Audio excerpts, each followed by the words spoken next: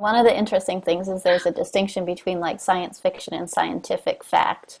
And there's, a form of literature, like sort of a subgenre of science fiction that's, scientific fiction. And I feel like maybe some of those kind of theoretical threads around sort of narrative devices could be pulled into theater to really, yeah. So I feel like, I think science is a good way to introduce certain types of, I guess why maybe my question would be like, why hasn't it been incorporated into theater before, right? Because we think about sort of like the history of theater and these kind of kitchen sink dramas, and we have absurdism, and there's all these different types of genres of theater, but we don't have like scientific theater per se.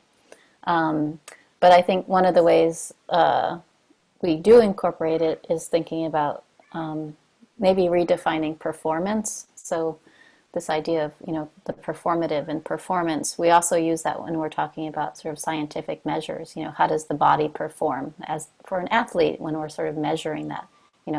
What are the neurobiological effects of different types of media or theater actually on the brain? So from an external point of view, we can better understand sort of theater, but we haven't actually incorporated sort of those devices, these kind of like scientific devices, whether it's measurement or sort of, characters. I mean, I'm sure we have a history. We have all sorts of characters that have been scientists that have been incorporated to plays like, Ibsen and things of that nature.